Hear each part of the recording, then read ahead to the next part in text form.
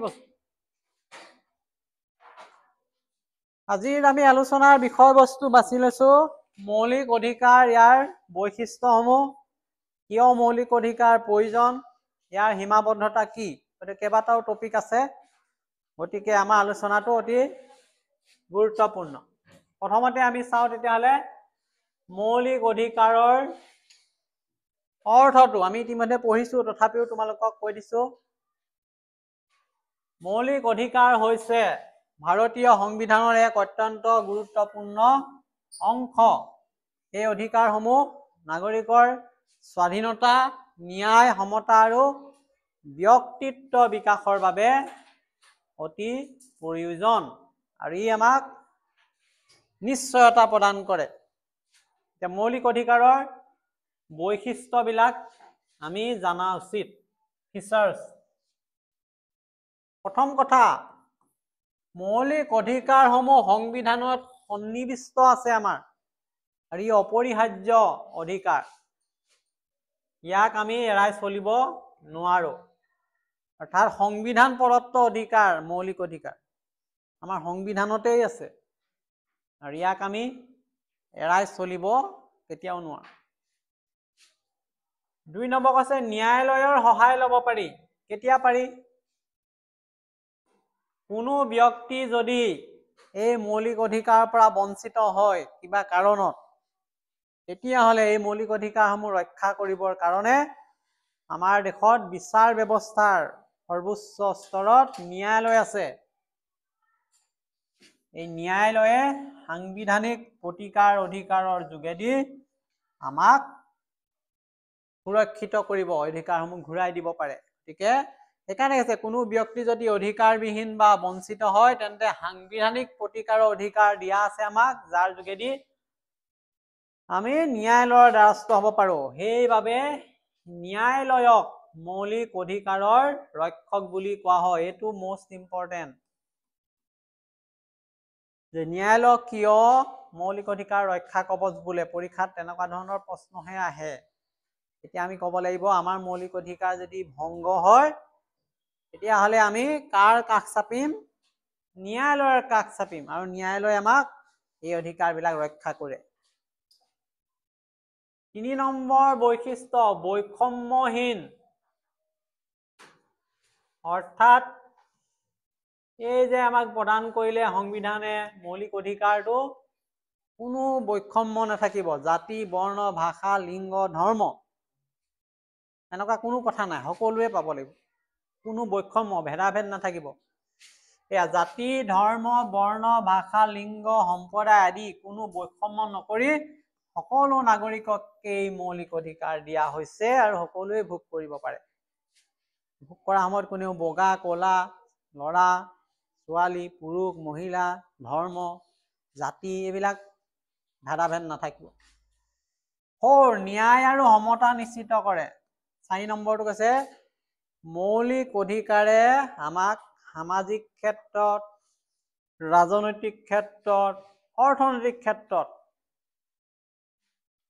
কি প্ৰদান কৰিব ন্যায় স্বাধীনতা সমতা প্ৰতিষ্ঠা কৰে ইয়াৰ এইটো অন্যতম বৈশিষ্ট্য আছে 5 নম্বৰ কি কৈছে আমাক যদিও সংবিধানে দিছে এই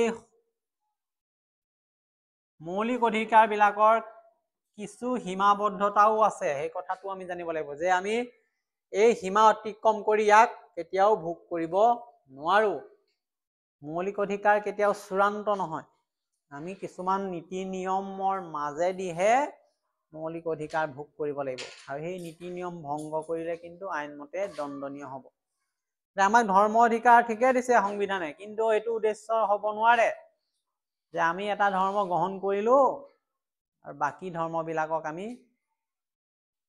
বেয়া বা বাকি ধৰ্ম গ্ৰহণ নকৰিব এনেকুৱা ধৰণৰ প্ৰচাৰ কৰা বাকি ধৰ্মবিলাকক উদ্দেশ্যি আমি যদি কুট মন্তব্য কৰো কটু মন্তব্য কৰো এনেকুৱা নহব সকলো ধৰ্ম সমানকে ভাবিব লাগিব নিজৰ ধৰ্মটোকো যেনেকে আনৰ ধৰ্মকো ধৰ্ম স্বাধীনতা অধিকাৰ দিছে আমি স্বাধীন হলো বুলিয়ে আমাৰ মতে সকলো কৰি থাকিব নোৱাৰিম আমি স্বাধীন পৃথিৱীৰ বা ভাৰতৰ আমি বিভিন্ন ঠাইত বসবাস কৰিবলৈ অধিকাৰ দিছে আমাক, কিন্তু আমাৰ সেই অধিকাৰটো সীমা আছে যে আমি যাৰ তাৰ দখলত থকা মাটি বাৰী ল'ব পাৰিম নেকি?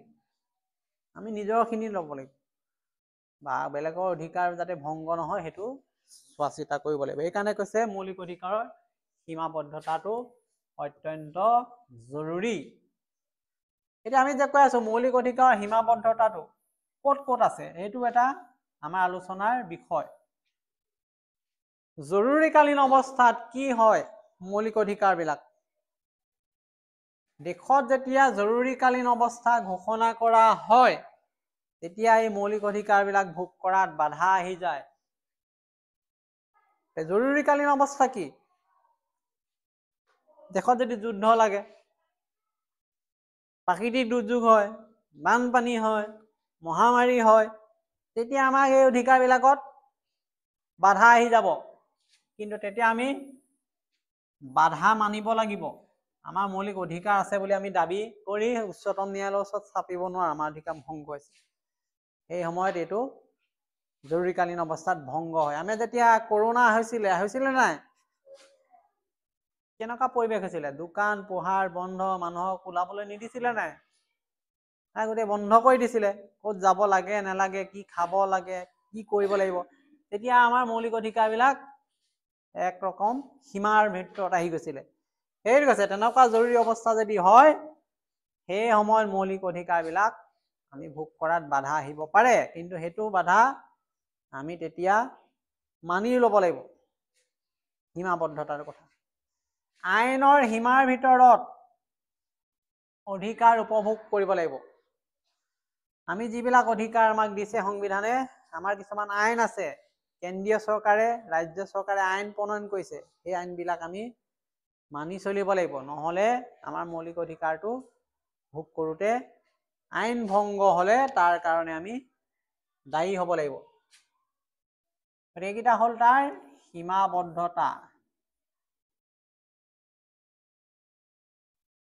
মই আকৌ এবাৰ কৈ দিছো, মৌলিক অধিকাৰ সীমাবদ্ধতা আমি কি কি পালো?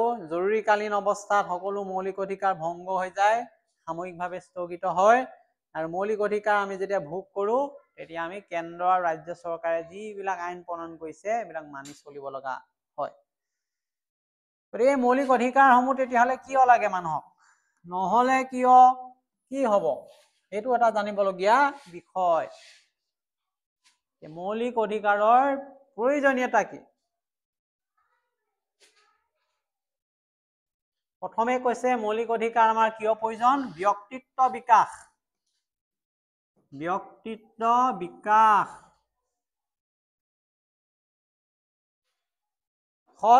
সহায় কৰে। কিহে সহায় কৰে? মৌলিক অধিকাৰ। এই মৌলিক অধিকাৰ যদি নাথাকিলে কি হব? নাগৰিকৰ যিবিলাক ব্যক্তিগত বিকাশ, মতামত প্ৰকাশ কৰা স্বাধীনতা, সমতা, এইবিলাক ভোগ কৰাত বাধা হয়। ব্যক্তি এজনে সমাজত নিজক প্ৰকাশ কৰিবলৈ হলে এই স্বাধীনতা দিব লাগিব, অধিকাৰ দিব লাগিব, মত প্ৰকাশৰ সুবিধা দিব লাগিব, তেতিয়াহে প্ৰকাশ কৰিব পাৰিব। প্ৰতিভা বিকাশ হ'ব তেতিয়াহে। এইটো তাৰ প্ৰয়োজনীয়তা। ২ নম্বৰ প্ৰয়োজনীয়তাটো দিছে স্বেচ্ছাচাৰিতাৰ বিৰুদ্ধে ৰক্ষা। চৰকাৰ বা কাৰ্যনিৰ্বাহক যিবিলাক শাখা আছে, তেওঁলোকে যদি জনসাধাৰণৰ ইচ্ছাৰ বিপৰীতে কাম কৰে, জনসাধাৰণ যদি শোষণ কৰে, অত্যাচাৰ কৰে, স্বাধীনতা ভংগ কৰে, তেতিয়াহ'লে কিহে আমাক সহায় কৰিব? ইয়াৰ বিৰুদ্ধে থিয় দিবলৈ মৌলিক অধিকাৰে সহায় কৰিব। আৰু শেষত মৌলিক অধিকাৰ থাকিলে কি হয়? সামাজিক সমতা নিশ্চিত হয়, সমাজত সমতা স্থাপন হয়। পুৰুষ, মহিলা, ধনী, দুখীয়া, বিভিন্ন জাতি ধৰ্মৰ লোকসকল সমানে সমানে অৱস্থান কৰিব পাৰিব যেতিয়া মৌলিক অধিকাৰ দিয়া হয়। কাৰণ মৌলিক অধিকাৰৰ উদ্দেশ্য হৈছে সকলোকে সমানভাৱে জ্ঞান কৰা, সকলোকে সমান সা-সুবিধা দিয়া, সকলোকে আইনৰ চকুত সমানে ৰাখি তেওঁলোকক সুৰক্ষা দিয়া। গতিকে আমাৰ অতি গুৰুত্বপূৰ্ণ এটা আলোচনা আমি শেষ কৰিলো। মৌলিক অধিকাৰ কি পালো, ইয়াত মৌলিক অধিকাৰৰ বৈশিষ্ট্য পালো, দ্বিতীয়তে মৌলিক অধিকাৰ সীমাবদ্ধতাৰ বিষয়ে পালো, শেষত পালো মৌলিক অধিকাৰৰ প্ৰয়োজনীয়তাৰ বিষয়ে। আৰু ইয়াৰ পিছত আমাৰ পাঠভিত্তিক প্ৰশ্ন আছে, সেই প্ৰশ্নবিলাক আমি আলোচনা কৰিব পাৰিম।